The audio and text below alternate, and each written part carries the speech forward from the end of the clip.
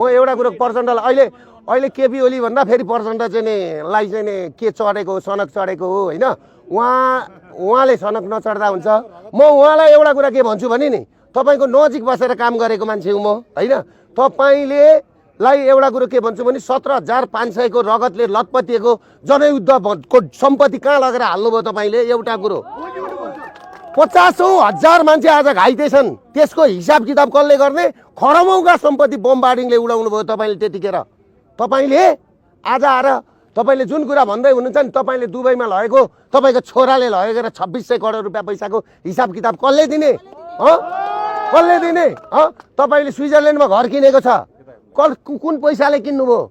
अमेरिकामा घर किन्नु भएको छ, कुन पैसाले किन्नुभयो। नातिनीहरूका बिहा तपाईको चाहिँ नि 5 स्टार होटलमा गर्नुभयो। हिजो साधारण बिहा गर्दाखेरि भाटे कारबाही गर्ने तपाई अरूलाई रक्सी खायो भनेर तपाईको चाहिँ भाटे कारबाही गर्ने। आज तपाईका घरमा गएर अहिले खोलेर निकाल्नु पनि 1 करोडका रक्सी छन्। तपाई हामीलाई सिकाउने तपाईले आफ्नो छोराको हत्याको पत्ता लाउनु भयो। तपाई त्यतिखेर मैसँग हुनुहुन्थ्यो र दरबार हतियार काण्डको कुरो निकाल्दै गर्दाखेरि 5 वर्षको कुरा गर्नुभयो। अहिले 18-20 वर्षसम्म कसका भेडा बाख्रा हेर्न जानुभएको थियो तपाईहरू। किन के हेरेर बस्नु भएको थियो।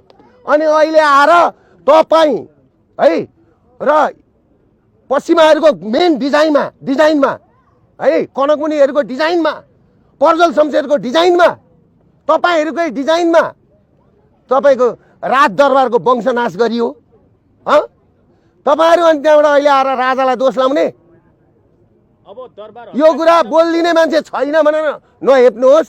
र अर्को कुरो के छ भने तपाईहरुले राष्ट्रवादी शक्ति र गणतन्त्रवादी बीचमा गृह युद्धको हेर्नुस्। धर्मको गृह युद्ध हुन्थ्यो तर यहाँ गणतन्त्र र राष्ट्रवादी शक्तिको बीचमा गृह युद्ध हुँदैछ।